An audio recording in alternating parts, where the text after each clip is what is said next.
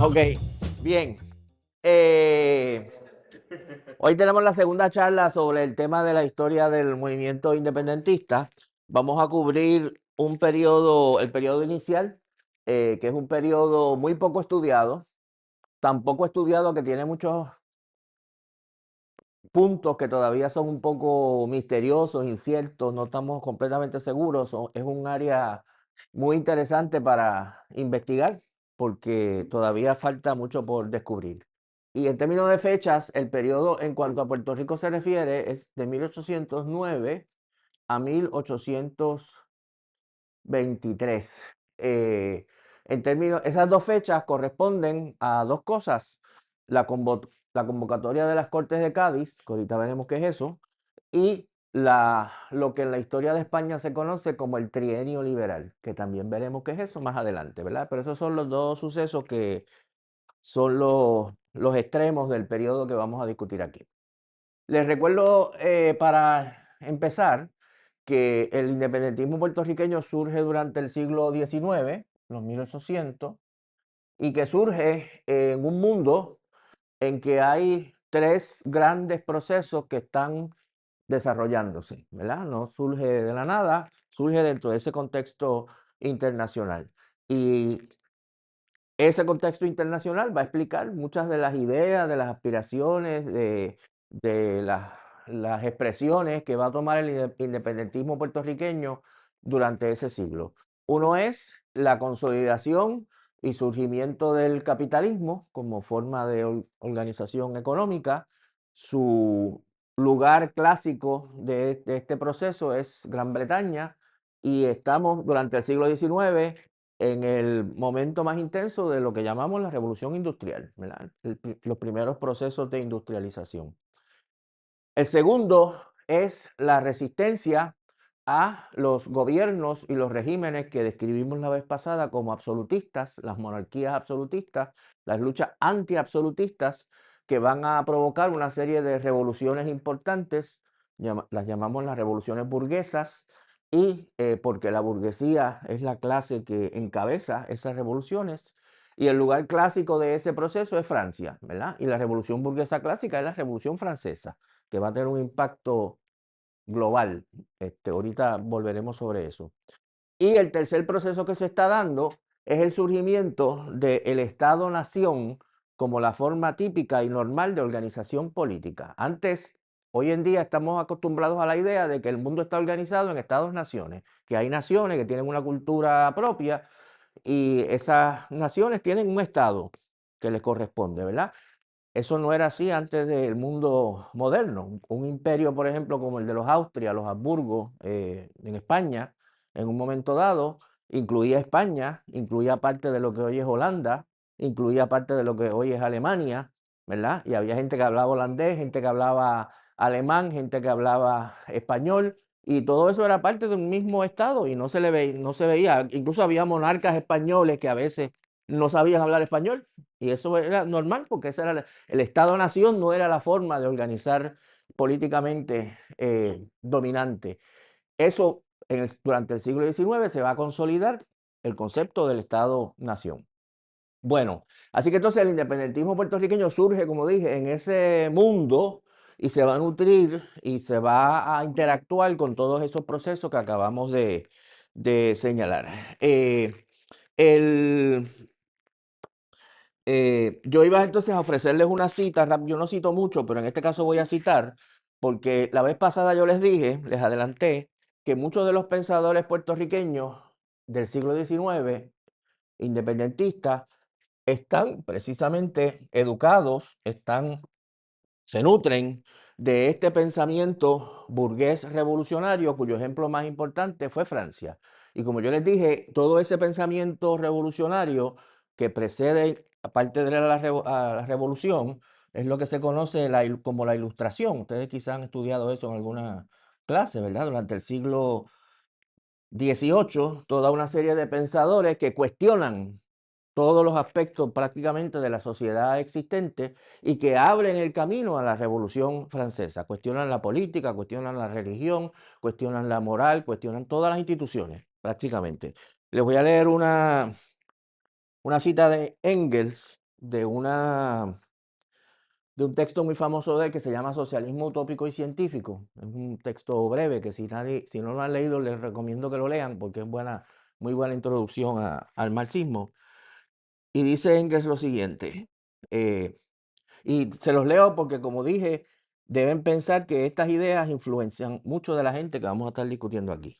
Dice, los grandes hombres que en Francia ilustraron las cabezas para la revolución que había de desencadenarse, para la Revolución Francesa que vino después, adoptaron ya una actitud resueltamente revolucionaria. No reconocían autoridad exterior de ningún género. La religión, la concepción de la naturaleza, la sociedad, el orden estatal, todo lo sometían a la crítica más despiadada. Cuanto existía había de justificar los títulos de su existencia ante el fuero de la razón o renunciar a seguir existiendo, ¿verdad? No era una razón suficiente para que una institución existiera, que había existido por muchos siglos, tenía que justificarse, ¿verdad? Eh, a todo se aplicaba como rasero único la razón pensante. Todas las formas anteriores de sociedad y de Estado, todas las ideas tradicionales, fueron arrinconadas en el desván como irracionales. Hasta allí el mundo se había dejado de gobernar por puros prejuicios. Todo el pasado no merecía más que conmiseración y desprecio. Solo ahora había apuntado la aurora, el reino de la razón. En adelante la superstición, la injusticia, el privilegio y la opresión serían desplazados por la verdad eterna, por la eterna justicia, por la igualdad basada en la naturaleza y por los derechos inalienables del hombre, ¿verdad? Que es una de las ideales de la Revolución Francesa. Añade Engels. Hoy sabemos ya que ese reino de la razón no era más que el reino idealizado de la burguesía, que la justicia eterna vino a tomar cuerpo en la justicia burguesa, que la igualdad se redujo a la igualdad burguesa ante la ley, que como uno de los derechos más esenciales del hombre se proclamó la propiedad burguesa y que el estado de la razón, el contrato social de Rousseau pisó y solamente podía pisar el terreno de la realidad convertido en república democrática burguesa. Los grandes pensadores del siglo XVIII, como todos los predecesores, no podían romper las fronteras que su propia época les trazaba, ¿verdad? Así que Engels plantea, los pensadores ilustrados tienen una actitud revolucionaria, quieren tumbarlo todo, cambiarlo todo, transformarlo todo. Nosotros sabemos que esa transformación tenía unos límites, ¿verdad? Porque habría paso a la sociedad burguesa, en ese momento no podía ir más allá, ellos no podían escapar de ese límite en ese momento. Pero por eso no dejaban de ser revolucionarios, ¿no? Bueno, así que entonces, habiendo dicho eso, es importante recordar, perdonen que cheque esto aquí porque son muchos puntos que no quiero perderme, decir algunas palabras de Puerto Rico en este momento que vamos a estar discutiendo, ¿verdad? ¿Qué es lo que había en Puerto Rico socialmente hablando? Vamos a poner como fecha 1800, por una fecha, ¿verdad? Redonda, al principio del siglo XIX. Y evidentemente vamos a simplificar mucho porque no tenemos mucho tiempo, pero por lo menos algunos grandes rasgos podemos establecer. El, Voy a borrar esto de aquí. Puerto Rico, principio del siglo XIX, podemos describirlo como que había una ciudad, que era San Juan, mucho más pequeña que lo que es hoy en día, evidentemente, que era el centro político, el centro administrativo, y también era la ciudad, el lugar que tenía en ese momento el monopolio comercial. Es decir, se suponía legalmente que solamente San Juan era quien podía comerciar con el mundo exterior. Podían llegar los barcos de otros lugares y podían salir los barcos hacia otros lugares. Así que oficialmente era el centro político y era el, quien tenía el monopolio comercial. Fuera de San Juan, que es donde vivía la gran mayor parte de la población era fundamentalmente rural, había pequeños centros de pueblos, ¿verdad? San Germán, por ejemplo, quizá era el más importante en aquella época, habían otros más, pero la mayoría de la población era rural, la mayoría de la población vivía en el campo. En el campo no existía toda, bueno, ya existía a partir de 1778, pero, o sea, porque se había empezado a establecer, pero no había existido hasta hacía muy poco tiempo la propiedad privada. Toda la tierra era propiedad del rey. Y esa tierra, propiedad del rey, la podían utilizar entidades privadas o personas privadas por un permiso de usufructo que le daban los cabildos, que eran como los municipios de aquella época, habían 5 en toda la isla, ¿verdad? Así que usted no era dueño de un pedazo de tierra, sino que el cabildo le daba a usted el derecho a usar ese pedazo de tierra. Usted no era el propietario todavía, hasta 1778, que es cuando se empieza a establecer la propiedad privada. Y, y había varias maneras de utilización de la tierra. Una era lo que se llamaban los hatos. Los hatos eran grandes extensiones de terreno eh, que alguien tenía el derecho a utilizarla y que quizá cultivaba una relativamente pequeña parte de ese hato, o que muchas veces se utilizaban para la ganadería. Había ganado ahí pastando libremente, sin que nadie se ocupara mucho de él, en esos hatos. Ustedes han oído algunos lugares en Puerto Rico todavía se llaman hatos, ¿verdad? Hato Rey, Hato Tejas, etcétera. De ahí viene ese nombre, ¿verdad? De ese tipo de lugar, los hatos. Había otros lugares que los historiadores los han llamado estancias, que eran fincas mucho más pequeñas, que alguien también la usufructaba y que cultivaba ese pedazo de tierra, ¿verdad? Lo que llamaríamos una finca de producción agrícola de algún tipo. Eh, Todas estas eran, como dije, ocupaciones de la tierra que eran legales, ¿verdad? El que lo hacía tenía un título, como dije, que le había otorgado un cabildo y podía operar. Ahora, la gran mayoría de la gente no eran ni ateros ni estancieros. Eran simplemente personas que vivían en el interior de la isla y que ocupaban la tierra. No tenían ningún título de propiedad, pero nadie podía evitar en ese momento que usted viviera por aquí, o por aquí, o por aquí, o por aquí, o por aquí, o por aquí, o por aquí, donde sea. Usted no tenía ningún título de que no hubiese dado nadie, pero usted se iba al monte y sembraba los productos que quisiera sembrar. Tenía unas cabras, tenía unas gallinas y vivía de su agricultura de subsistencia. Así que lo que predominaba, como dije, era esa agricultura de subsistencia eh, en buena parte de la isla. Por ejemplo, en 1765 vino a Puerto Rico un enviado del gobierno español que se llamaba Alejandro O'Reilly. No sé si ustedes han oído su nombre alguna vez.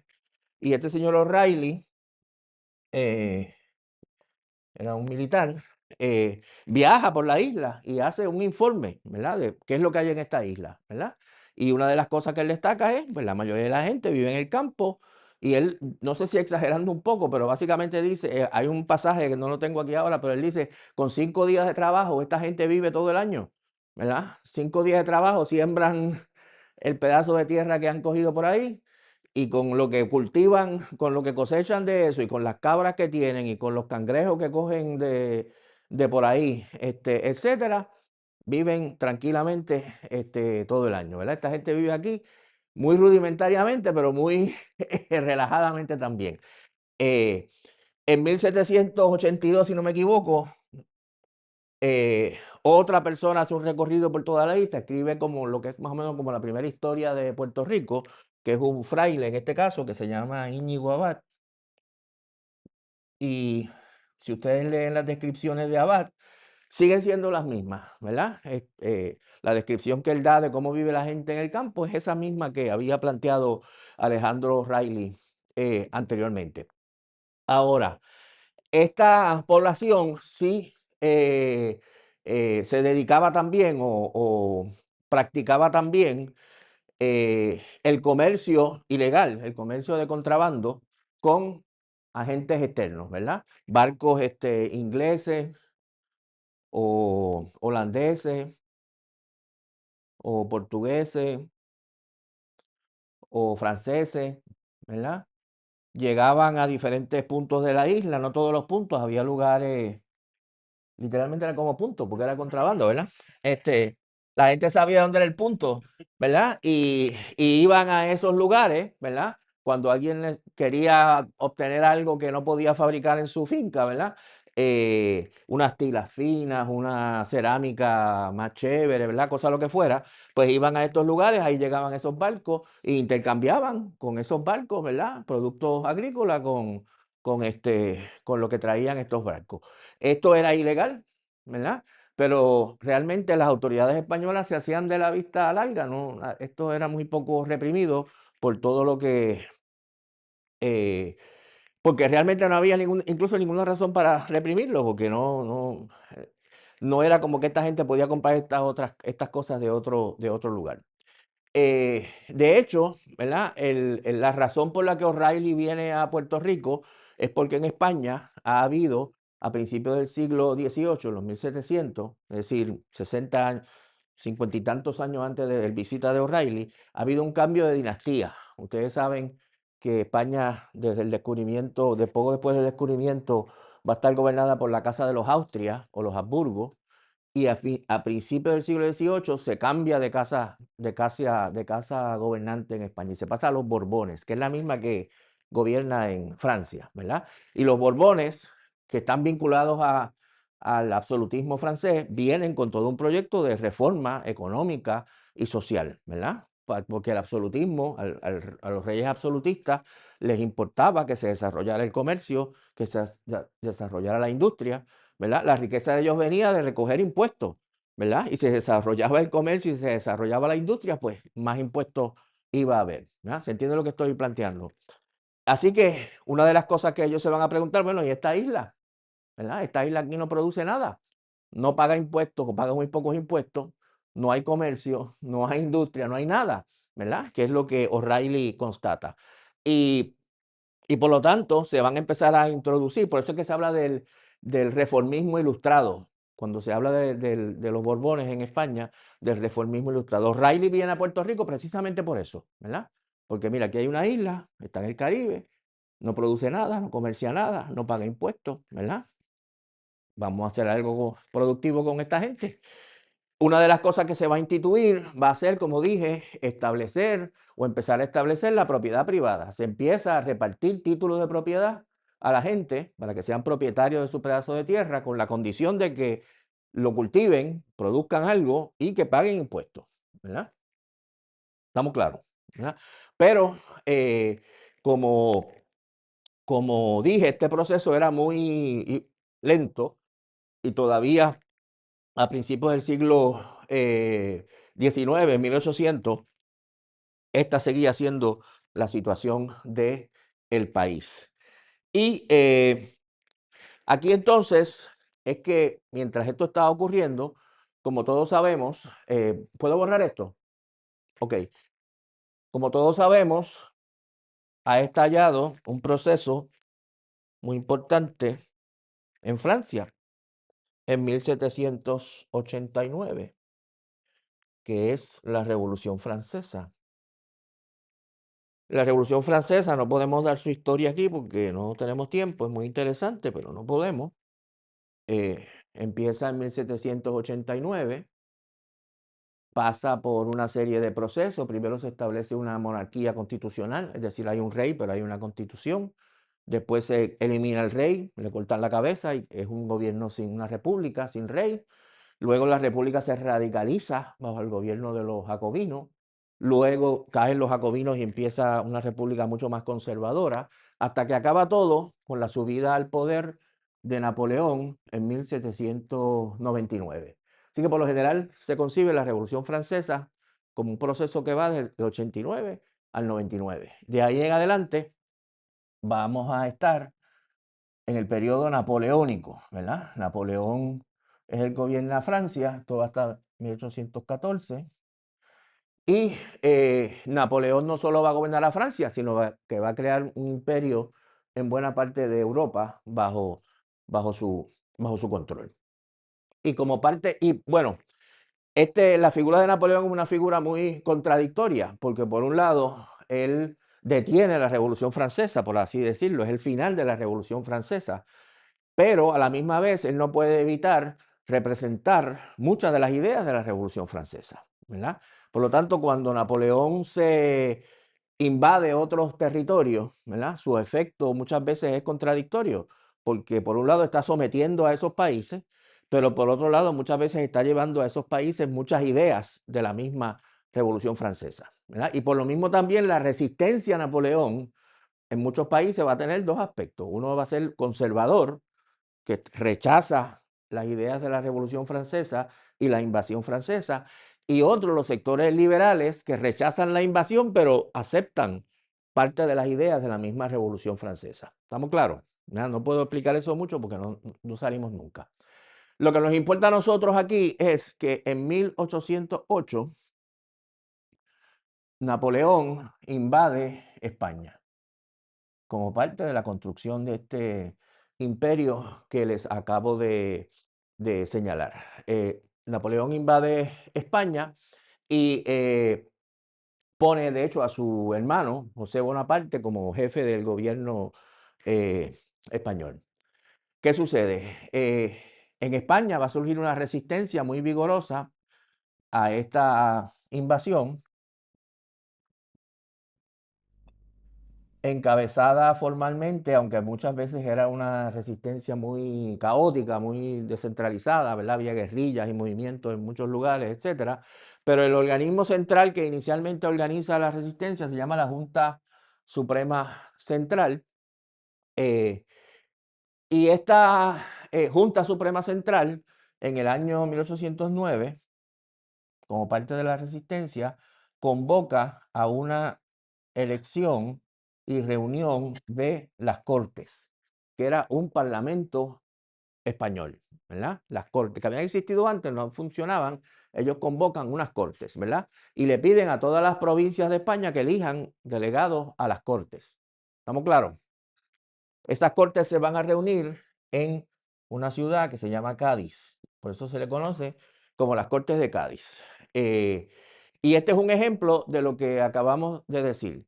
En la resistencia que hay a Napoleón y a la invasión napoleónica en España hay dos vertientes, hay dos corrientes que coexisten, pero son muy distintas. Por un lado, están los sectores conservadores españoles que rechazan la invasión de Napoleón y que quieren regresar al reino regresar o instalar en el trono a Fernando VII. Napoleón, cuando invade España, obliga al rey que era Fernando VI, a renunciar al trono. Él renuncia. Su hijo, que es el heredero del trono, es Fernando VII. Los conservadores quieren derrotar la invasión de Napoleón para reinstalar el gobierno absolutista de los Borbones con Fernando VII a la cabeza, ¿verdad? Por otro lado, están los sectores liberales españoles que rechazan la invasión francesa, que están luchando contra la invasión francesa, pero que plantean que no podemos derrotar a Francia para entonces simplemente reinstalar el viejo régimen monárquico, sino que tenemos que reinstalar un régimen liberal o instalar un régimen liberal, ¿verdad? Con una serie de conquistas liberales o democráticas, diríamos hoy, como parte de ese proceso, ¿verdad? Así que están unidos en contra de Napoleón, pero tienen ideas muy distintas. Evidentemente, los que deciden reunir las Cortes, cuyo objetivo fundamental es escribir una constitución para España, ¿verdad? Son del sector liberal, porque están planteando, necesitamos una constitución, ya no podemos tener un rey que gobierna arbitrariamente de acuerdo a su voluntad, tiene que haber una constitución y el rey tiene que obedecer la constitución. Una idea que han sacado directamente de la Revolución Francesa, ¿verdad? O sea que ustedes ven que esta gente está peleando contra Francia, pero a la misma vez han acogido parte de las ideas de la Revolución Francesa en la lucha en contra de Francia. ¿Estamos claros hasta ahí? Así que entonces tenemos esa coyuntura muy interesante que se da en ese momento. Y entonces, como dije, en ese momento, en 1809, se convoca a las Cortes de Cádiz y le toca a Puerto Rico, como parte del Imperio Español, elegir delegado a las Cortes de Cádiz, ¿verdad? Ahí es que entra Ramón Power, que es el individuo que los cabildos de Puerto Rico eligen como su representante. Ahora vamos a ir un momentito a ese proceso, pero les adelanto unas fechas para que tengan un poco, ¿verdad?, en mente el mapa de por dónde va a ir todo esto. En 1809 se convocan las cortes van a trabajar hasta 1812, redactan una constitución que se promulga, o sea que España se convierte en una monarquía constitucional. ¿Estamos claros? A esta constitución en la historia de España, curiosamente, le llaman la Pepa, porque va a ser un documento muy importante, porque se promulgó el día de San José. Dato que les doy. En 1814 triunfa la resistencia española, los franceses se retiran, pero al momento de retirarse vuelve al trono Fernando VII y proclama el regreso al absolutismo. Así que él elimina la Constitución de 1812 y España regresa al régimen absolutista que había antes de la invasión.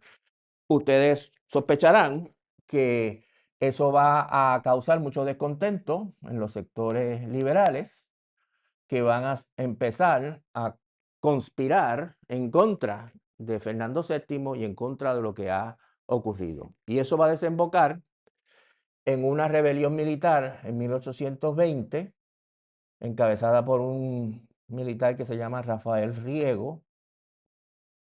Las tropas que se iban a embarcar para pelear contra las fuerzas independentistas en América se amotinan bajo la dirección de este señor Riego y obligan al rey a restablecer la Constitución de 1812, ¿verdad? Literalmente van allí donde está el rey y le dice, bueno, tiene dos opciones, o pones de nuevo la Constitución o pones de nuevo la Constitución, ¿verdad? Y el rey pues la pone. Y por lo tanto, del 20 al 23 se vive otro periodo constitucional.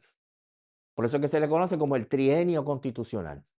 Hasta que las fuerzas contrarrevolucionarias logran de nuevo remover la Constitución. ¿Estamos claros? Así que 1812 se establece la Constitución, 1814 gana la guerra contra España, contra Francia, Fernando VII restablece el absolutismo, los liberales siguen conspirando dentro o fuera del ejército, 1820 tienen suficiente fuerza para obligar al rey a poner de nuevo la Constitución, y el 23 la derecha tiene suficiente fuerza para quitar la Constitución, ¿verdad? Y les adelanto que toda la historia española del siglo XIX es ese tirijala, ¿verdad?, entre estos dos sectores. Pero bueno, ese es el periodo que nos interesa. Y es como parte de estos hechos que aquí les estoy describiendo que van a surgir las primeras muestras, las primeras indicaciones del independentismo puertorriqueño, que es lo que ahora vamos a trabajar, ¿verdad? Pero es en ese contexto de ese proceso. Y vimos que el hecho inicial es que se convocan las Cortes de Cádiz y hay que escoger a un delegado, y el delegado que se escoge es Ramón Powell. Ramón Powell era vamos a poner aquí las Cortes de Cádiz. Ramón Powell era un militar también, era teniente de navío, era un oficial naval. Tenía 36 años cuando lo eligen, un hombre bastante joven. Y el primer dato interesante es que cuando se le elige a Ramón Powell, se le acompaña o se le entregan una serie de documentos que se conoce como las instrucciones, ¿verdad? Las instrucciones, cada cabildo se reúne, eran 5, San Juan, San Germán, Cuamo, Arecibo y creo que Aguada era el otro, no estoy seguro, era de la parte oeste. Se le entregan unas instrucciones que redacta cada uno de esos cabildos, que era como el documento que le decía a Ramón Powell lo que tenía que ir a defender allá en Cádiz, ¿verdad? Y son unos documentos muy interesantes. Les destaco dos cosas. Uno, todos ellos van a plantear una serie de problemas. Evidentemente, los que redactan estos documentos en los cabildos no son los campesinos pobres ni los trabajadores del campo, ¿verdad? Son sectores acomodados, propietarios, ricos, ¿verdad? De ese momento. Y curiosamente, desde el punto de vista económico, eh, el problema central que ellos plantean, que según ellos era un obstáculo al desarrollo económico de Puerto Rico, era, todos ellos evidentemente tenían la intención o el deseo de crear grandes o relativamente grandes operaciones agrícolas comerciales, ¿verdad? Cultivar caña para venderla, cultivar algodón, cultivar lo que fuera. Es lo que ellos van a llamar, ellos se van a quejar de la falta de brazos, que en Puerto Rico no hay brazos para trabajar. Usted es dueño de un pedazo de tierra grande, usted quiere cultivarlo, pero no hay trabajadores. Ese es el problema fundamental que plantean estos propietarios. Realmente había trabajadores. El problema no era la falta de brazos. El problema era el acceso a la tierra que tenían los brazos, ¿verdad? Por así decirlo, lo que dijimos anteriormente, ¿verdad? Usted vive aquí en la costa sur y usted tiene una finca y usted quiere cultivar caña en esa finca, usted necesita trabajadores, ¿verdad? Pero los trabajadores, este trabajador que está aquí, tiene dos opciones: ir a trabajar 10 horas al día bajo la vigilancia suya, recibir un salario probablemente muy bajo y agotarse la vida ahí bajo el sol, o irse un poquito más allá en el monte, coger un pedazo de tierra, cultivarlo por su cuenta, tener sus vacas y sus cabras, buscar cangrejos por ahí, como les dije, ¿verdad? Y trabajar por su cuenta. ¿Cuál va a ser la opción que van a coger los trabajadores, verdad? Evidentemente, ¿verdad? O sea que cuando esta gente decía hay falta de brazos, ¿verdad? No es que había falta de brazos, el problema es que los brazos podían trabajar por su cuenta y no estaban obligados a trabajar por este señor, ¿verdad? Una cosa que nos recuerda que la única manera que el capitalismo puede funcionar es que los trabajadores, los productores, estén separados de los medios de producción, ¿verdad? Si los trabajadores no son dueños de tierra y no pueden acceder a la tierra y no pueden producir por su cuenta, pues no les queda más remedio que ir a trabajar por un salario. Pero esa precisamente era la condición que no existía en ese momento, ¿verdad? Porque la gente, nada obligaba a este individuo a trabajar en una hacienda. Se podía ir al monte y trabajaba por su cuenta, ¿verdad? De igual manera, en esas instrucciones se dice, no, es que hay falta de brazos y los trabajadores en Puerto Rico son unos vagos que no quieren trabajar, ¿verdad? Estaban perfectamente dispuestos a trabajar, trabajaban por su cuenta. El problema no era que no trabajaban, ¿verdad? El problema era que trabajaban por su cuenta en vez de trabajar por un salario. ¿Se entiende lo que estoy diciendo, verdad? Esta va a ser la ideología de los propietarios puertorriqueños hasta la abolición de la esclavitud, hasta 1883. En Puerto Rico no hay brazos y la gente son unos vagos también, ¿verdad? Y la gente son unos vagos, ¿verdad? Pero el problema no es ni que había brazos ni que la gente era vaga. El problema era que la gente podía trabajar por su cuenta y eso es lo que hacía, ¿verdad?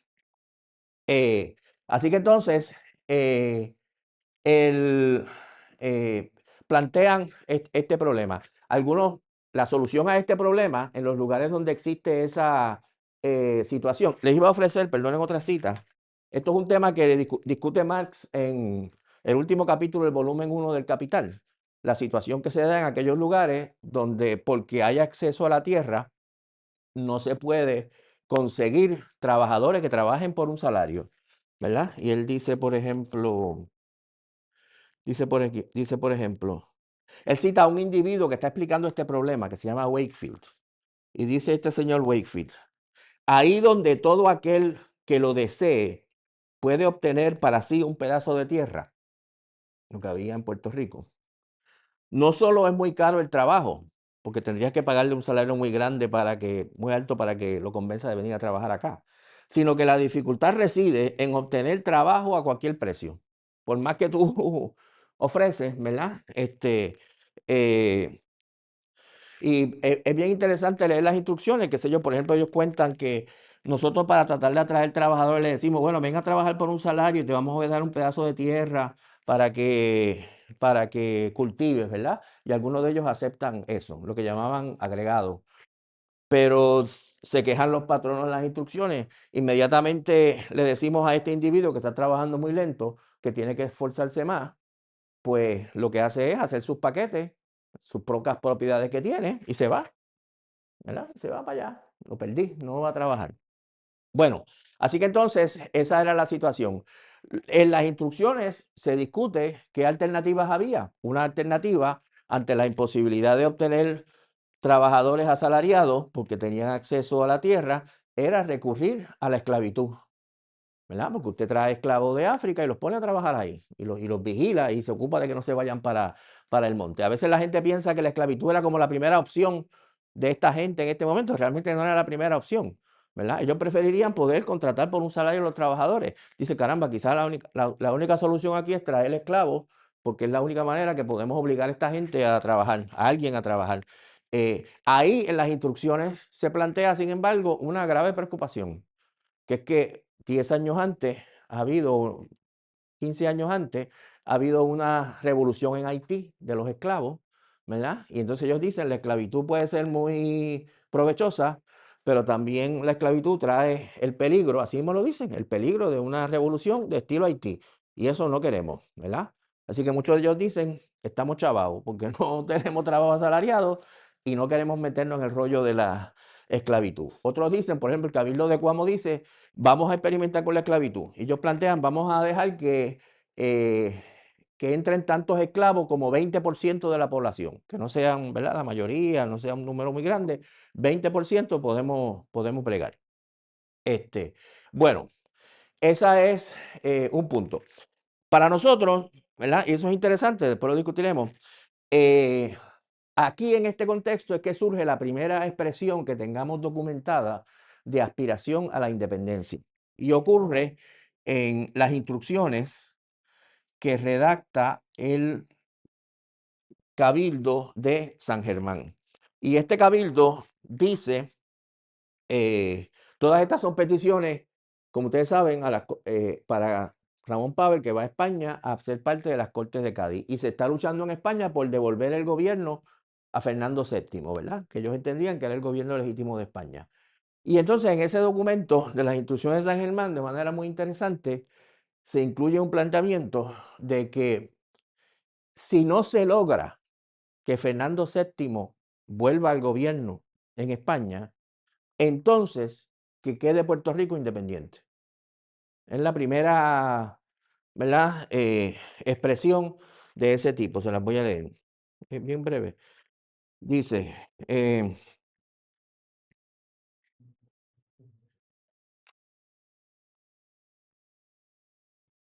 primeramente, señalan ellos que esta villa, ¿verdad?, San Germán, se sujeta a dicha Suprema Junta Central. ¿Se acuerdan que es la Junta Central que está gobernando mientras Fernando VII no está en el gobierno?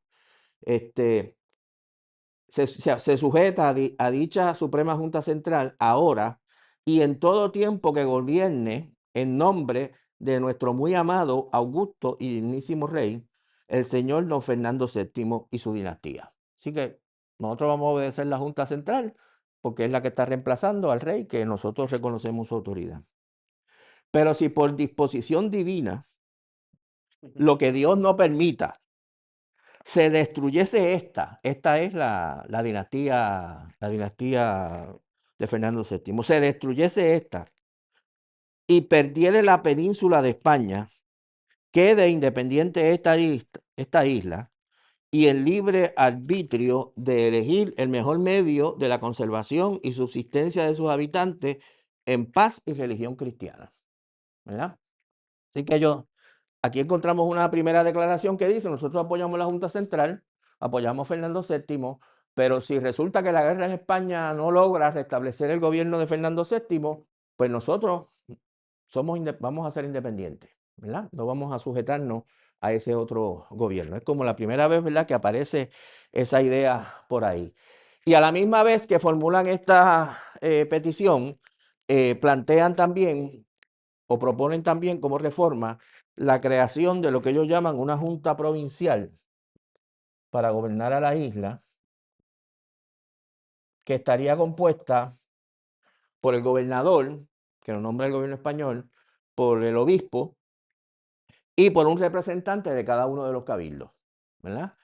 Que implica una limitación del poder del gobernador, porque hasta ahora el gobernador hacía y deshacía como le daba la gana, ¿verdad? Pero ahora tendría que ser esta Junta Provincial, que también es como la primera exigencia de un cierto gobierno propio, autónomo, ¿verdad? Con respecto a lo que existía eh, anteriormente. Así que ahí vemos como en ese contexto de la invasión española y de la elección de las Cortes de Cádiz aparece la primera idea de que Puerto Rico vaya a ser independiente en esa situación. Bueno, entonces, esta petición, estas instrucciones de San Germán, las firman o las redactan una serie de personajes que son muy pocos recordados hoy, pero que jugaron un rol pionero, que son el alcalde de San Germán, que se llamaba Francisco Ramírez de Arellano, Felipe de Quiñones, Ramón Ramírez de Arellano, que yo supongo que era su hermano, Juan Antonio Irizarry, y el individuo que copia estas instrucciones, lo que llamaban el copista, que se llama Juan Eloy Tirado. ¿Por qué menciono eso? Porque en 1811, como año y medio después, en diciembre de 1811, esta es la primera expresión, ¿verdad? Como dije, de aspiración independentista. En diciembre de 1811,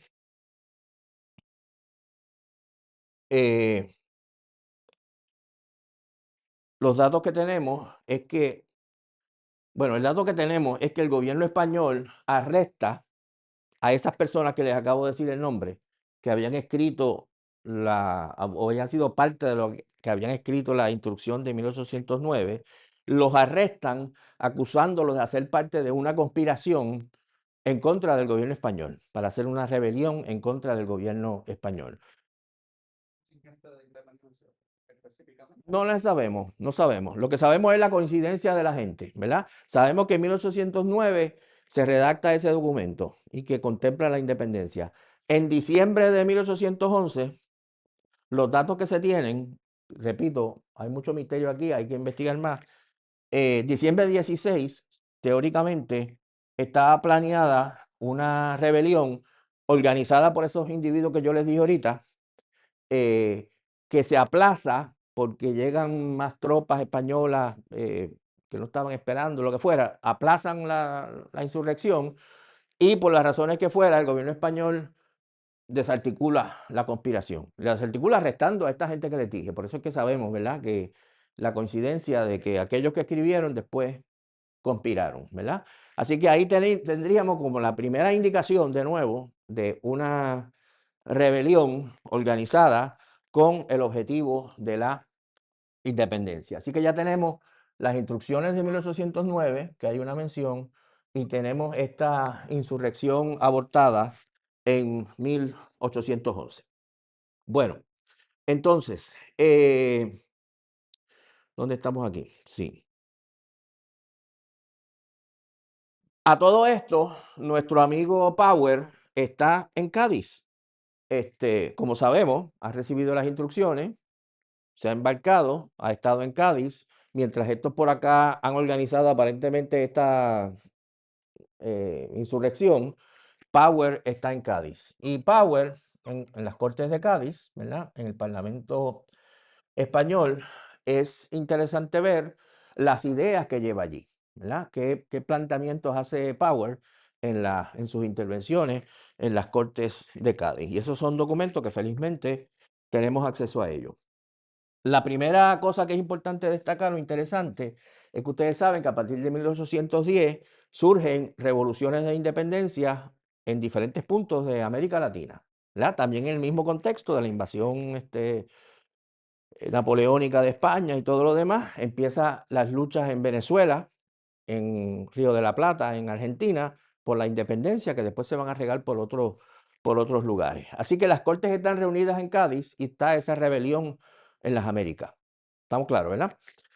La posición de Power en ese proceso, Power no era un revolucionario, no estaba a favor de la revolución en contra de España, pero él plantea la causa de estas revoluciones en América es, él va a decir, la tiranía y el despotismo, son palabras suyas, del gobierno español, ¿verdad? Si las colonias no se están rebelando porque sean malignas o porque estén locas, ¿verdad? Etcétera, sino porque el gobierno español ha sido despótico, ha sido tiránico y la consecuencia es la rebelión, ¿verdad? O sea que él en cierta medida, aunque no es revolucionario, justifica. Él dice, están justificados porque están respondiendo a la tiranía y el despotismo. Y por lo tanto plantea que la solución a la crisis de España en América tiene que ser la reforma, tiene que hacer concesiones a los revolucionarios, no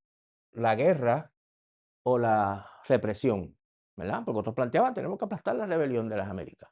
La posición de Power es, no, la rebelión de las Américas es producto de la tiranía y el despotismo de España, de los gobiernos españoles, y no vamos a arreglar esto con la represión, tenemos que hacer reformas.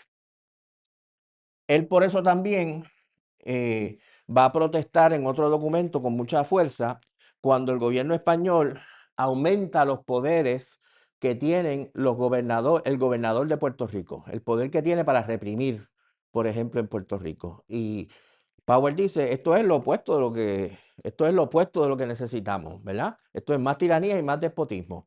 Y el mensaje que le estamos mandando al resto de América Latina es que si quieren liberarse del despotismo y la tiranía, pues tienen que salirse de España, porque dentro de España lo que hay es despotismo, ¿verdad? Así que entonces él rechaza los poderes aumentados que se le dan al gobernador de Puerto Rico en un momento dado. Todos estos documentos son muy interesantes, ustedes los pueden leer, hay varios libros que recogen todas estas intervenciones. Y entonces, en sus intervenciones, son bien interesantes sus intervenciones en las cortes, porque uno puede ver cómo él evidentemente ha leído y conoce y ha asimilado muchas de las ideas de los ilustrados que yo les dije anteriormente, ¿verdad?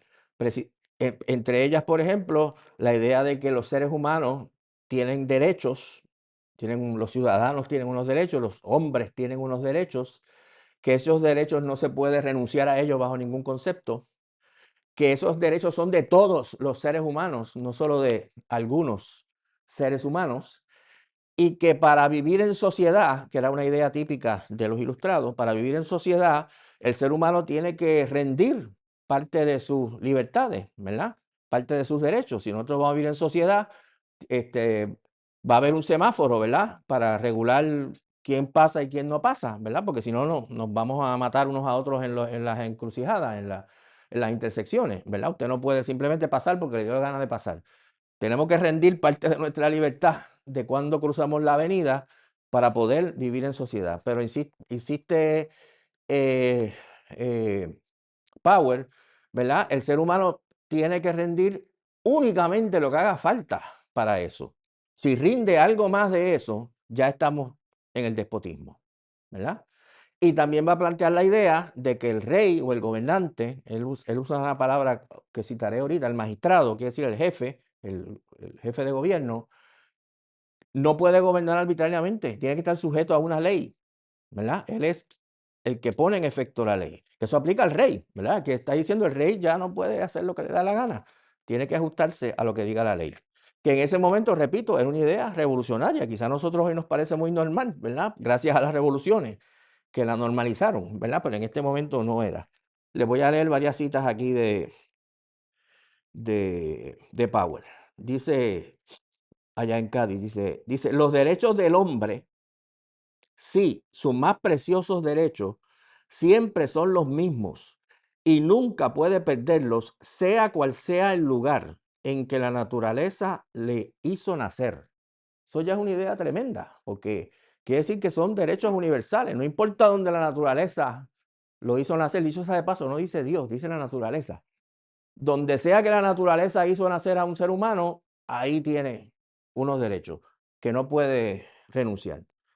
Estos derechos naturales son imprescriptibles. No los disfruta siempre, es verdad, porque el despotismo los usurpa en muchas ocasiones. Dice, Nosotros tenemos unos derechos que no podemos renunciar a ellos. A veces no los podemos gozar porque viene el despotismo y lo viola, pero los derechos siguen ahí.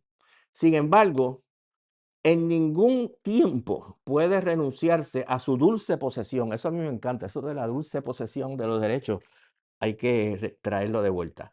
A su dulce posesión, porque ser más propios de la especie que del individuo, jamás el hombre, puesto en sociedad, ha debido sacrificar una mayor porción de su libertad que aquella absolutamente necesaria para conservar su seguridad. Tiene que conceder lo que sea necesario para la seguridad, pero no más. Todo otro sacrificio es una usurpación que, reconocida una vez, debe cesar para reintegrar al pueblo los derechos imprescindibles que le pertenecen. O sea que sin ser revolucionario se acercaba bastante. Sobre el gobierno de ley, dice, los derechos del ciudadano, idea que viene de la Revolución Francesa directa, deben depender únicamente de la ley y nunca de la voluntad del magistrado, que no siendo otra cosa que el órgano de aquella, o sea que el magistrado es órgano de la ley, solo está facultado para aplicarla en el modo y los casos en que ella misma determina. O sea que el magistrado tiene que aplicar la ley, no puede aplicar decisiones por su cuenta. Y entonces el tercer punto interesante, bueno, trae muchos interesantes, pero el tercero que quiero destacar, que también aparece en los discursos de Powell en Cádiz, es que va a enfatizar, si bien él no está planteando la independencia de Puerto Rico, que Puerto Rico sí está en una situación especial, distinta a la de las provincias de la península, y que por lo tanto necesita disposiciones que sean especiales, ¿verdad? Él habla aquí, dice por ejemplo, citándolo, hay una diferencia necesaria que debiera hacerse hecho por razón de sus particulares circunstancias. O sea, Puerto Rico tiene unas particulares circunstancias y se debieran haber una diferencia necesaria en lo que se hace con Puerto Rico.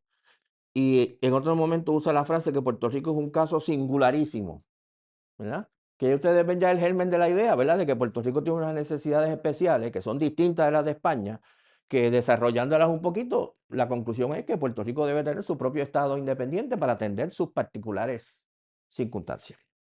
Bueno, como les dije, desafortunadamente Powell muere, creo que es en 1813, muere muy joven, allá en Cádiz, y evidentemente no puede continuar su trabajo político.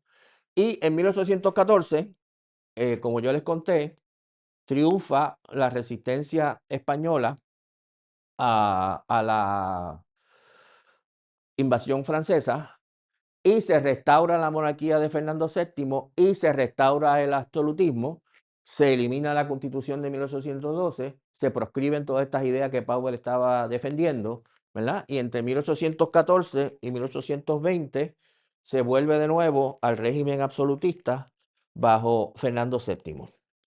Pero eso no va a quitar que van a continuar en España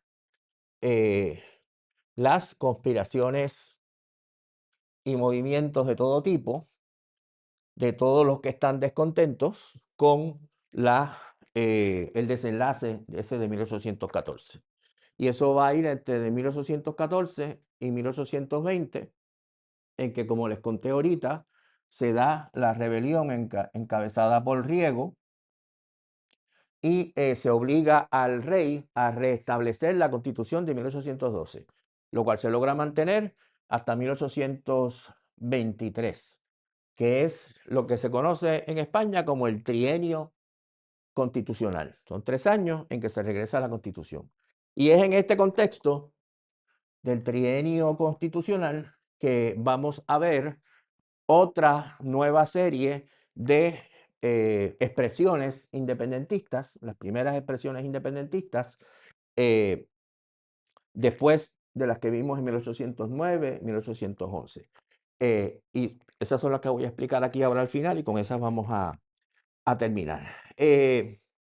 Entonces, como yo les dije, el trienio empieza con una rebelión militar, de militares liberales. Eso va a pasar mucho durante toda la historia de España. Va a haber militares conservadores y militares liberales y están constantemente dándose golpes de Estado unos a los otros.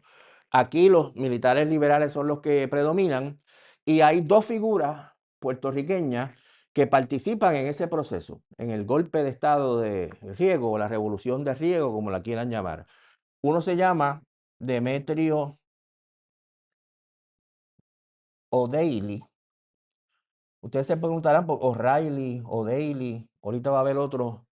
¿De dónde viene? Porque tanto nombre irlandés, ¿verdad? Muchos irlandeses, por la lucha contra Inglaterra, ¿verdad?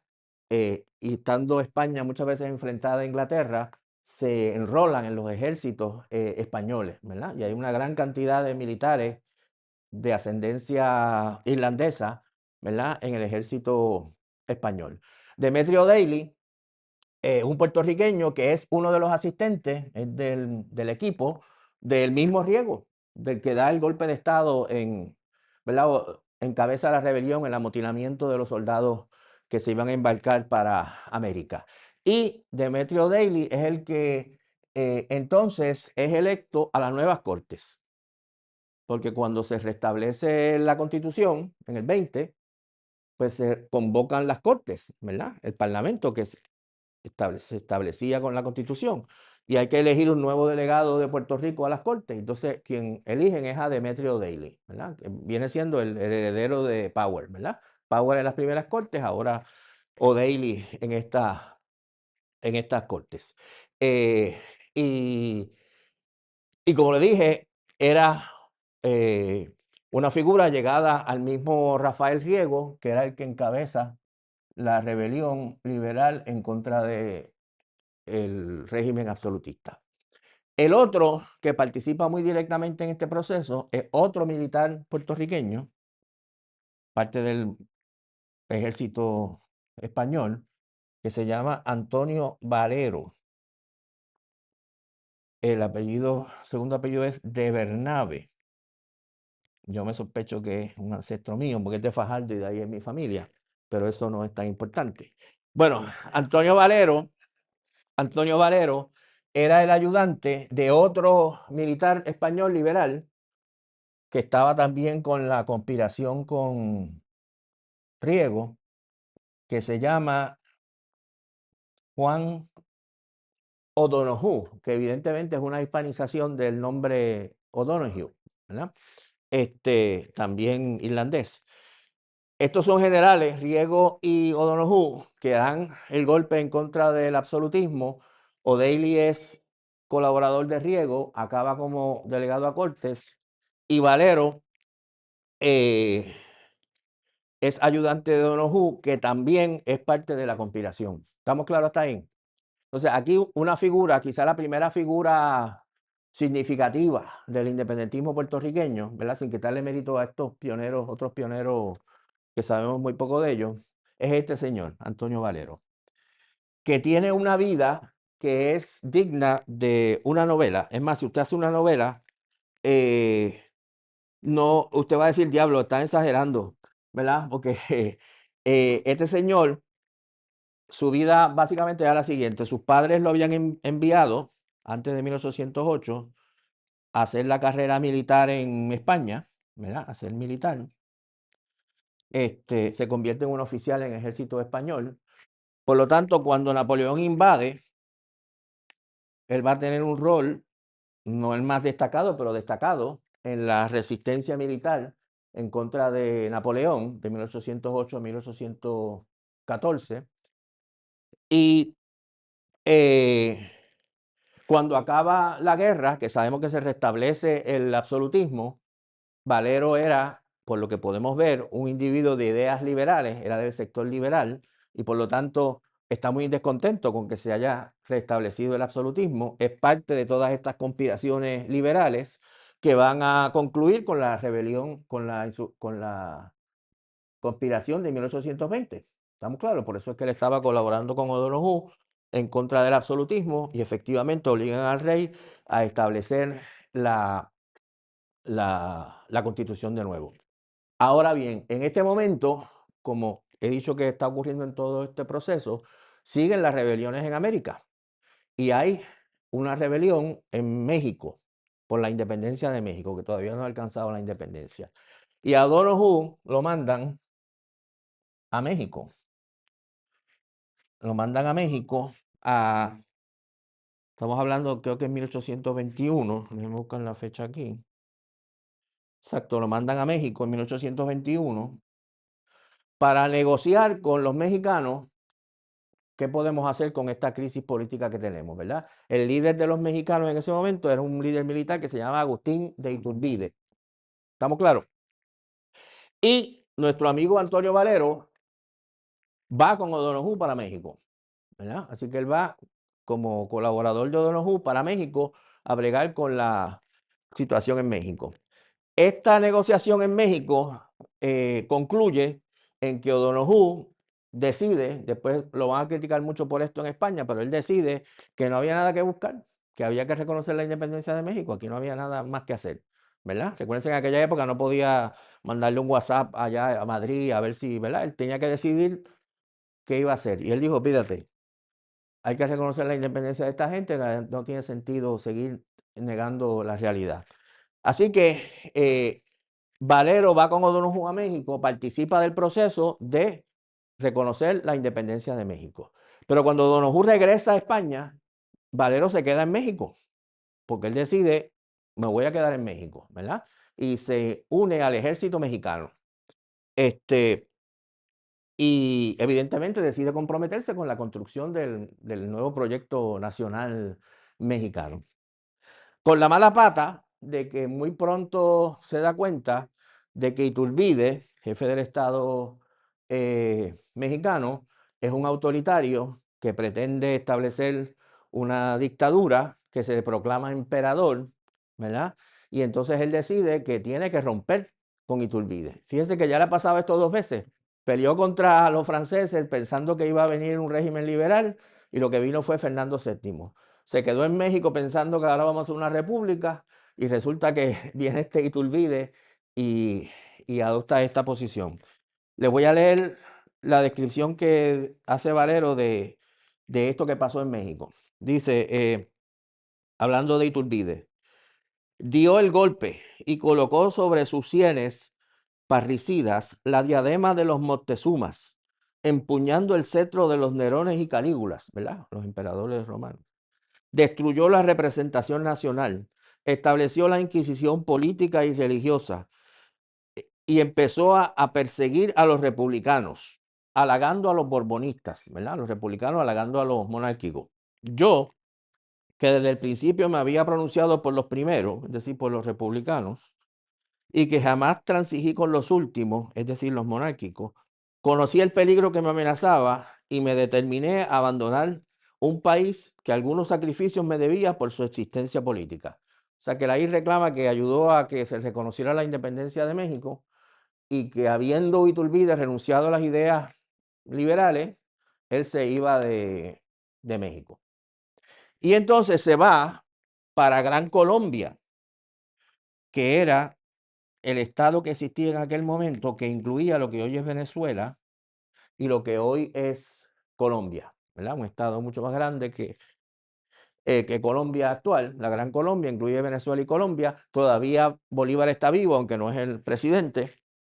Y entonces ingresa al ejército de la Gran Colombia y de nuevo ocupa puestos muy importantes en el gobierno. Así que el hombre empezó peleando contra Napoleón en España, después va a México, después va a Gran Colombia, ahora va a participar en las últimas batallas en contra de España en Perú. Y entonces en 1823,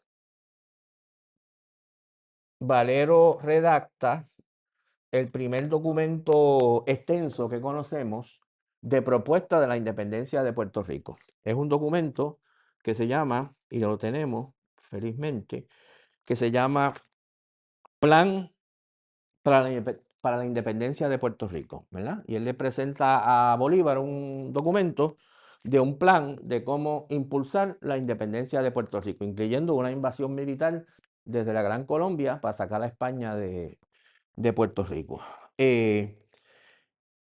Y aquí el proyecto de, todo indica, ¿verdad?, que gente como Bolívar y demás simpatizaban con esta idea, no estaban en principio en contra de esta idea, pero aquí entra por primera vez en nuestra historia algo que va a seguir entrando, que es el gobierno de Estados Unidos. Porque el gobierno de Estados Unidos, ya en la década del 20, empieza a hacer declaraciones muy claras de que, a veces lo dicen así de claramente, a veces no tanto, pero la indicación es, el Caribe es una zona que nosotros consideramos que es estratégicamente importante para nosotros.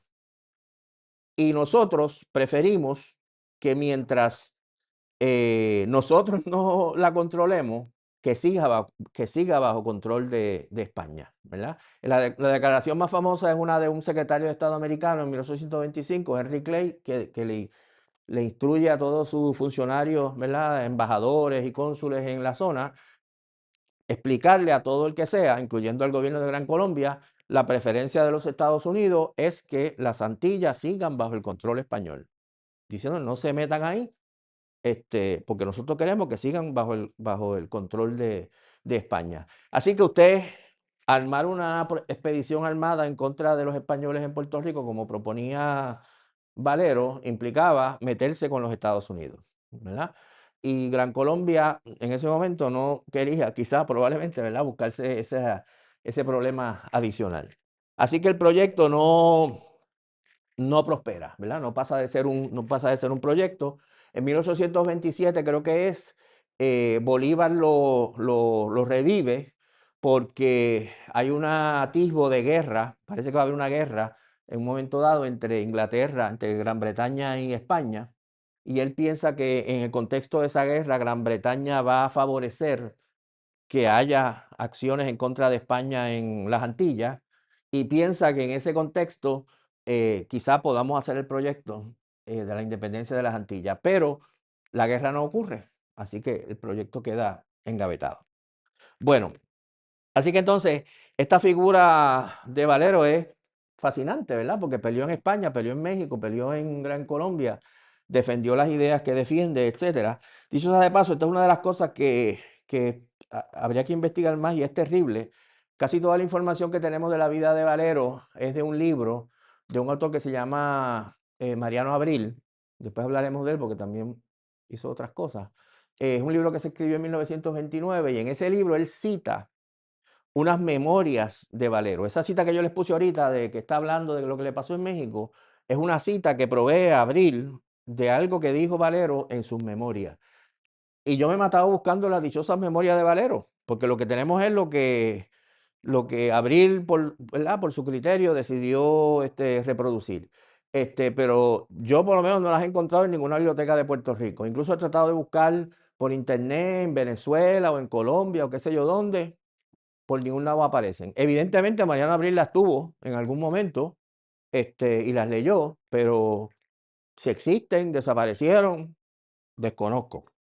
Un tema bueno para investigar. Bueno, entonces, estamos acabando. Así que tenemos a Valero haciendo todas estas otras. Dicho sea de paso, Valero, además de todas estas loqueras, dicen los que lo conocieron que era un extraordinario ventrílocuo.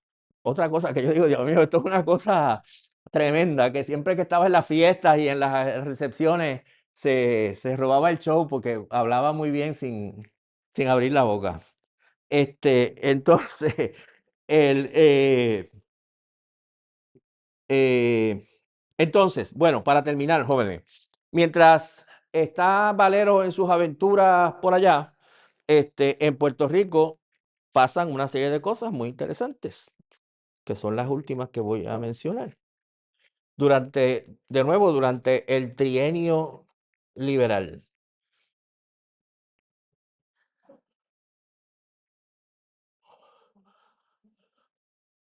eh, Entre ellas están las siguientes. En 1820 se crea la primera, que sepamos, la primera organización política que se crea en Puerto Rico. Se llamaba la Sociedad de Liberales Amantes de la Patria. Aquí suponemos que patria quería decir toda España, pero no tenemos el dato. ¿Verdad? Pero es interesante que se definan como liberales. ¿Verdad? La primera organización es una organización liberal que surge en el contexto del trienio liberal. Y una cosa que sabemos de esta organización es que en las elecciones que se van a hacer para las Cortes llama a votar por los candidatos liberales, ¿verdad? Así que ellos están impulsando que la representación de Puerto Rico en las Cortes sean liberales. En 1821, que es parte de la propagación de las nuevas ideas liberales, se crea el primer periódico en Puerto Rico, ¿verdad? Fíjense que estamos entrando en el mundo moderno. Y el primer periódico que se crea en Puerto Rico se llama Diario Liberal y de Variedades de Puerto Rico.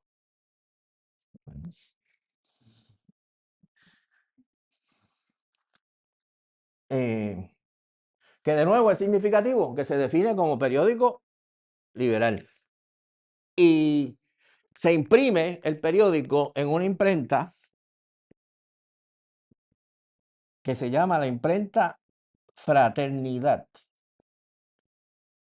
Que de nuevo, a esta distancia, ¿verdad? Tenemos que agarrarnos de todos los datos que podamos. Es interesante que se llame fraternidad, ¿verdad? Libertad, igualdad, fraternidad, son las ideas nuevas de la Revolución Francesa. Y esta imprenta Fraternidad es propiedad de un individuo que se llama, estoy seguro que nadie lo ha escuchado hablar entre ustedes porque está muy olvidado, pero fue una figura interesante en esta época. Se llama Matías Escuté, ¿verdad? Es el que publica este periódico liberal de variedades. Entonces, en junio de 1823, perdón, en 1822 se publica o se empieza a publicar el segundo periódico. Este periódico se llama El Eco. Y este periódico, entre las cosas que propone, que es interesante, es que la gente vote cuando vaya a votar para puestos de las cortes por residentes en la isla. Gente que sea de la isla, ¿verdad? No que sean españoles que han llegado a última hora, que voten por los residentes en la isla. Bueno, en 1823, en junio, si no me equivoco, creo que es en junio. Sí, el gobierno español arresta a una mujer. Interesante que las mujeres juegan un rol importante aquí, después van a desaparecer en el liderato por mucho tiempo. Arrestan a una mujer que se llama Josefa Zabaleta, que es venezolana, pero que vive en Puerto Rico, y que es la sister-in-law, como dices en español, la cuñada, es la cuñada de Matías Escuté. ¿Recuerdan de Matías? ¿Verdad? Ella es la cuñada de Matías Escuté. Y la deportan acusándola de estar haciendo propaganda separatista, ¿verdad? Así que Josefa Zabaleta en junio la acusan de ser independentista y la botan del país, es venezolana, la botan del país, suponemos que se va a Venezuela, y ella era, como dije, la cuñada de Matías Escuté. ¿Estamos claros? Esto es en junio. Entonces, el mismo año, 1823, en octubre, esto, como dije, como un rompecabezas, no tenemos muchos datos, hay que investigar todavía muchas de estas cosas. Pero en octubre, el gobierno español arresta a un militar venezolano que está llegando a Puerto Rico de San Tomás, que se llama Manuel Suárez del Solar. No voy a poner el nombre completo aquí. Manuel Suárez del Solar. Lo arrestan cuando llega a Puerto Rico y le ocupan literatura a favor de la independencia de Puerto Rico y a favor de la independencia de Puerto Rico para adherirse a la Gran Colombia. Así que también ahí había algún movimiento. Podría ser que Josefa Zabaleta, cuando se va a Venezuela, contacta con alguna gente allá, y entonces más adelante viene este de Venezuela trayendo esta propaganda, porque la propaganda, son unas cartas, están dirigidas ¿a quién? A Matías Escuté. Así que el pobre Matías también lo arrestan, ¿verdad? Así que arrestan a Manuel Suárez del Solar y arrestan a Matías Escuté.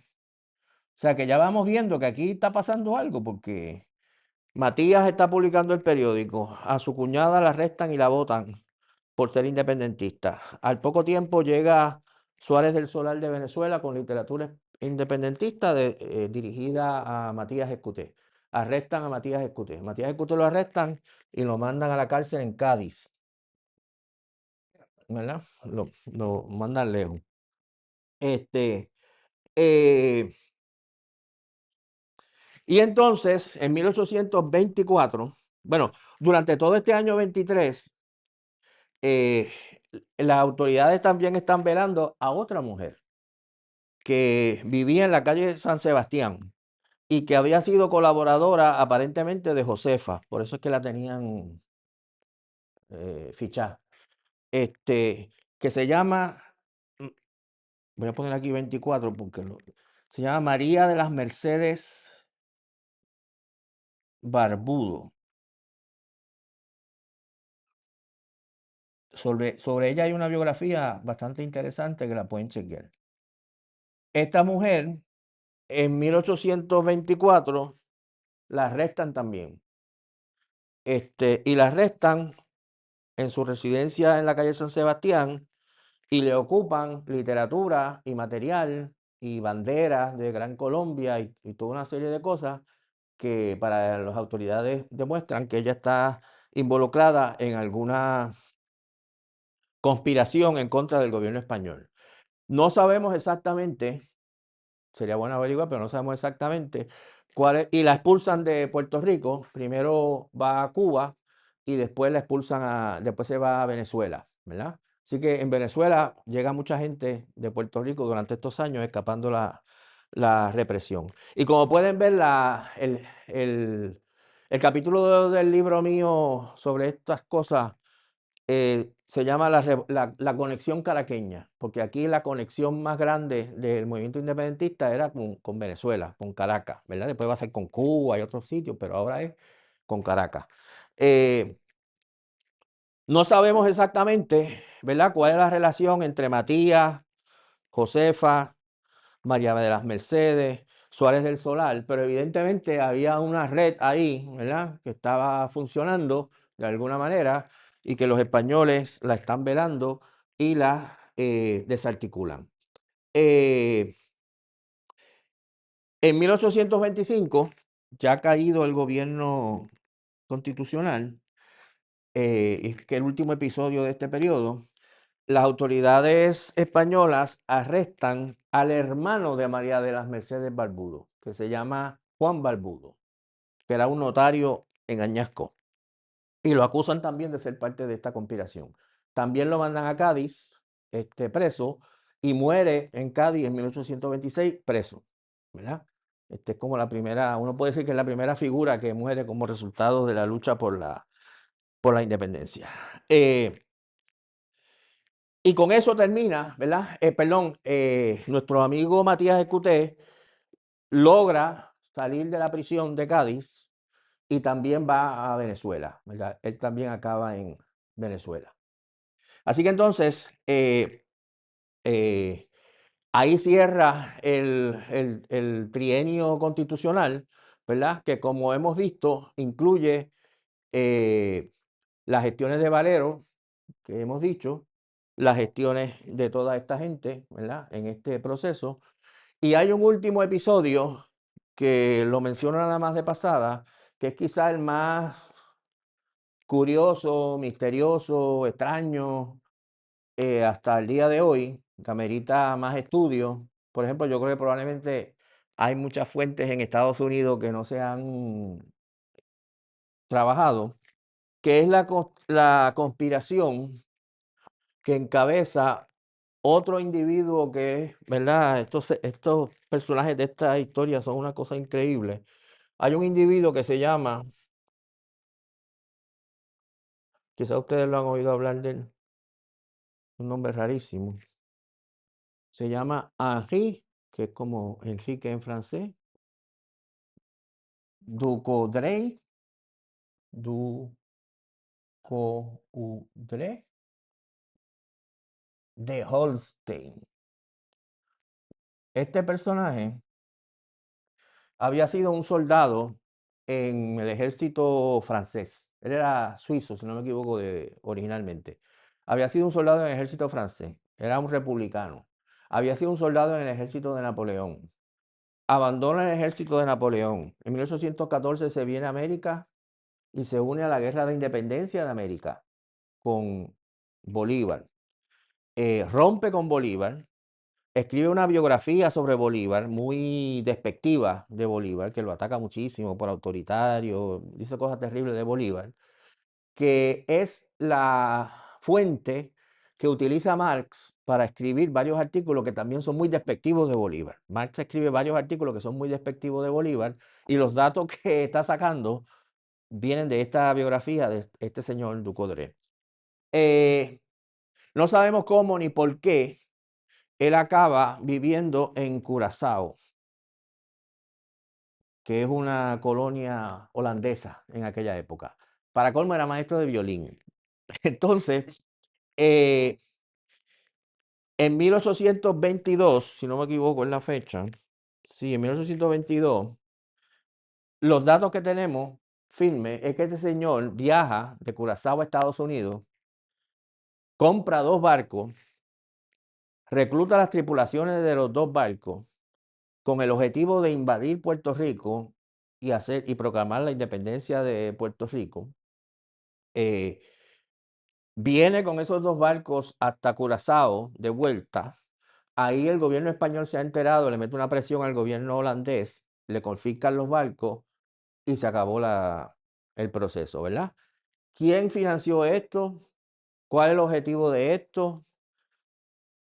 Desconocido. Algunos historiadores plantean, tienen cierta base, pero había que buscar más, que esto lo inician, hay varias versiones, que lo inician una serie de comerciantes de la costa oeste de Puerto Rico que tienen contactos con Curazao, que quieren impulsar la independencia de Puerto Rico, que encuentran a este tipo Ducoudray en Curazao, que el hombre tiene fama de, ¿verdad?, militar y todo lo demás, que con la ayuda de ellos es que él hace toda esta operación que resulta ser fallida.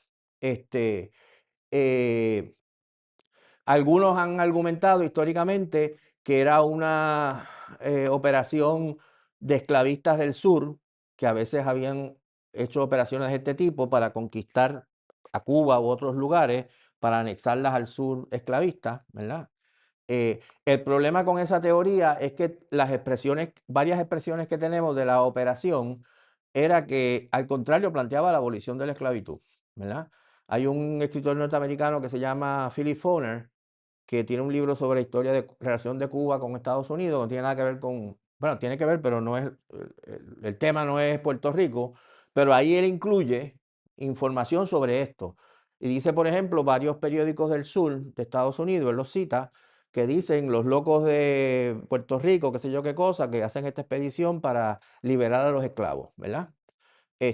Por eso es que yo me sospecho que como él hace esta operación en Estados Unidos, quizás en los periódicos de Estados Unidos de la época haya alguna más información de esto que se estaba maquinando.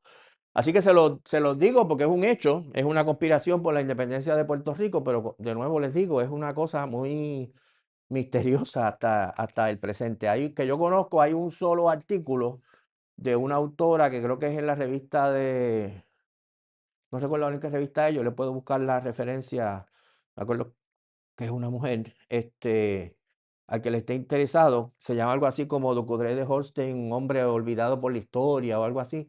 Y ese es el trabajo que yo he visto que hace la mejor intento de agrupar datos sobre todo esto que ocurrió. Bueno, ahí termina nuestra explicación. Hoy ha sido un periodo bastante breve, 809 al 25 por ahí, son 15 años. La próxima sesión vamos a dar un salto mucho más grande, vamos a cubrir un periodo mucho más largo. Vamos a ir desde este momento que terminamos ahora, 1825, vamos a ponerle, hasta las vísperas del Grito de Lares, ¿verdad? Ahí vamos a parar la próxima vez. O sea que vamos a coger, ¿cuánto? Yo te lo digo después, sería como de 1825 a 1867, ¿verdad? Vísperas del Grito de Lares. Ponle 1820 a vísperas del Grito de Lares, porque la fecha, sí, a la víspera del Grito de Lares. Bueno, joven, lo dejo ahí, que he hablado mucho. Ustedes pueden hacer cualquier pregunta que quieran sobre cualquiera de estas cosas.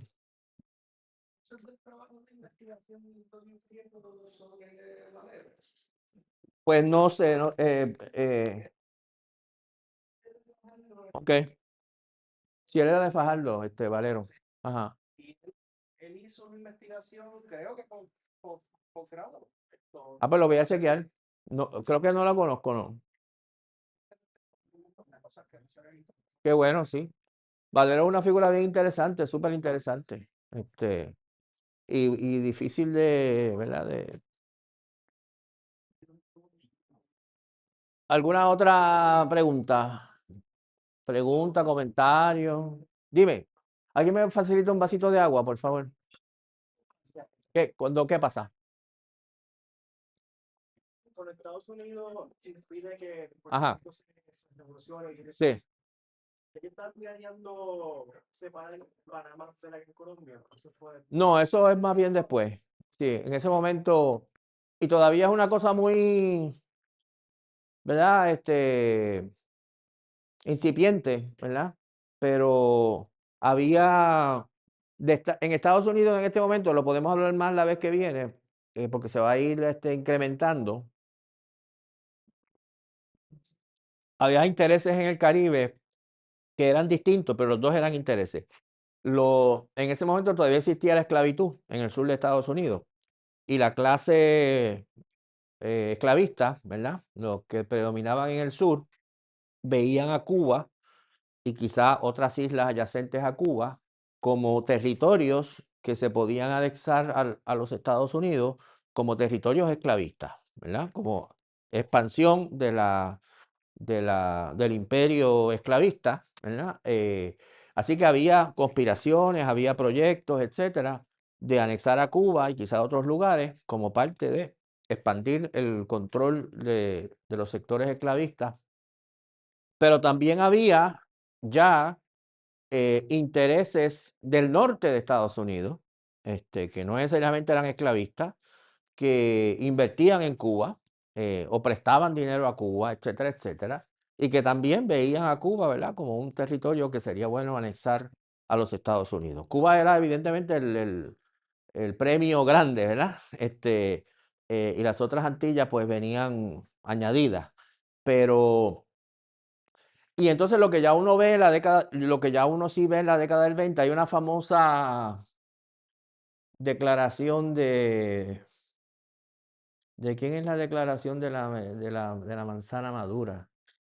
Es yo creo que es John Quincy Adams, lo buscamos después con calma, pero hay un político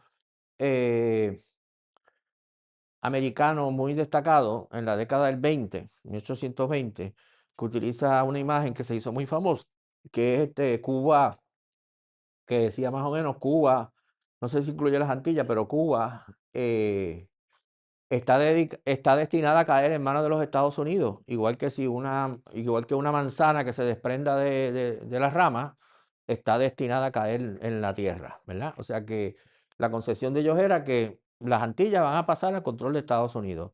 Mientras no podamos invadirlas nosotros y ocuparlas nosotros, porque se queden bajo el control de España. Porque si se hacen independientes se va a complicar la cosa, ¿verdad? Y Henry Clay, el secretario de Estado, en el 25, como dije, lo dice claramente, ¿verdad? Hace una declaración diciendo, los Estados Unidos ve con buenos ojos, ¿verdad? No usa la frase que utiliza, que las Antillas sigan bajo control de España, ¿verdad? Él no dice para que nosotros después quedarnos con ella, pero, ¿verdad? Eso es lo que él dice. No queremos que se metan con el dominio español en las Antillas, y por lo tanto de ahí en adelante, y por ejemplo ya cuando hablemos más adelante de Betances y otros independentistas, ellos lo sabían perfectamente, o sea, ellos lo decían, Estados Unidos ha bloqueado la lucha por la independencia, porque quieren que nosotros sigamos bajo gobierno español, y pero lo del canal y demás, todavía, porque la cuestión de separar a Panamá de Colombia viene por la necesidad de abrir paso para la construcción del canal de Panamá bajo control de Estados Unidos, ¿verdad? Y todavía en este momento que estamos hablando aquí, el canal de Panamá era, tú sabes, ciencia ficción.